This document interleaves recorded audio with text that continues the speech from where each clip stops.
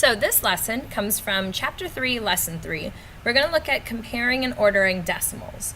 So they're going to give you two decimals, and you're going to need to decide if it's greater than, less than, or equal to. So my first decimal is 3 and 207 thousandths. My second decimal is 3 and 27 thousandths. So let's look at these two decimals. My first step is to rewrite them, stacking them on top of each other. So I'm going to start with the first decimal. I'm going to put my 3 in a box, then my decimal point, give the 2 a box, a 0 a box, and the 7 a box. Now I'm going to put this next decimal, the 3 and 27 thousandths, right underneath of it. So each place value will get lined up. So the 3 is in the ones, so I'm going to line up my ones, line up my decimals, line up my tenths, line up my hundredths, line up my thousandths. And this is step 1. You need to line them up. Each number should be over top of the place value of the other decimal. So we start with our ones place value. We take a look down this column and we say, are they the exact same, or is there one bigger or smaller? Well, the numbers in my ones place value are the same. So that means I need to move to my tenths. So now I'm looking at the 2 and the 0. And I'm asking myself, which number here is greater? Well, the 2 is greater than the 0. So that's saying this number is my bigger number. So this decimal is the biggest. So as I'm writing this, if there was a circle in the middle here between these two decimals, I would be saying that 3 and 207 thousandths is larger than, is bigger or greater than 3 and 27 thousandths. Let's look at another one. I have 4 and 735 thousandths and 4 and 74 hundredths.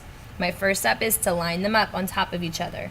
Put my 4 in a box, my decimal point, the 7 in a box, the 3 in the box, and the 5 in the box.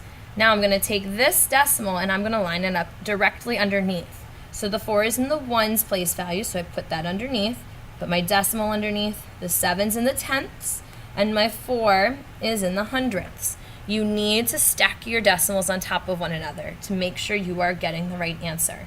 So I start with my ones place value. They're both 4s. So that means I need to move to my tenths place value. I have 7 and 7. They're both the same number.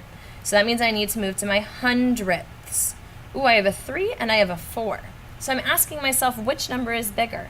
The 4 is bigger. So this 4 and 74 hundredths is my biggest number out of the two. So if it was 4 and 735 thousandths with a circle and 4 and 74 hundredths, I would be putting my symbol this way, saying 4 and 735 thousandths is less than 4 and 74 hundredths. Let's look at one more. I have 2 and 549 thousandths and 2 and 549 thousandths. So let's do our first step. Let's stack them on top of each other. Each number gets a box. Now I need to line up the second number right underneath, my ones underneath, my tenths underneath, my hundredths underneath, my thousandths underneath. So let's go through and compare. Start with my ones. The 2 and the 2, they're the same. So move to my tenths. The 5 and the 5, they're the same. So let's move to my hundredths. The 4 and the 4, exactly the same number. And now let's move to my thousandths just to double check. The 9 and the 9 are the exact same number. So if this were written with a circle in the middle and I'm comparing them, I would be writing my equal to sign. They're equal to one another. And I know that because I lined them up and I went through each place value. Now, you might have a problem that says this: order from least to greatest, and you might have more than 2 decimals. Well, we're going to do the exact same steps. We're going to line each decimal up. So my 2, decimal point, 0, 0, 7. And then I'm going to cross it off because I know I rewrote it. So now let's write the next one. 2, decimal point. There's my tenths. There's my hundredths. There's my thousandths. Cross it off. Next decimal. 2 is in the ones place value, my decimal point. 0 in the tenths. 9 in the hundredths. And let's do my last decimal. 2 in the ones, decimal point. 9 in the tenths, 7 in the hundredths. Now, we're going to do the exact same thing, but we're looking for our order to be from smallest to biggest. So, we start with our ones place value. I have 2, 2, 2, 2. It's not going to tell me anything. So now I need to go to my tenths place value. I have a 0, 7, 0, and a 9. Okay, well, I'm going from smallest to biggest. So my smallest would be these 2 zeros. So that means I'm going to pull those two numbers out, and I'm going to rewrite them, stacking them on top of one another. And I need to figure out which one's the smallest one. So we already went through the ones. We already went through the tenths because those were the same. Now I'm going to stop at my hundredths. I have a 0 and a 9. Which one is smaller, the 0 or the 9? That's right, the 0 is the smaller one. So that would be the starting point. 2 and 7 thousandths would be my smallest. This is my least.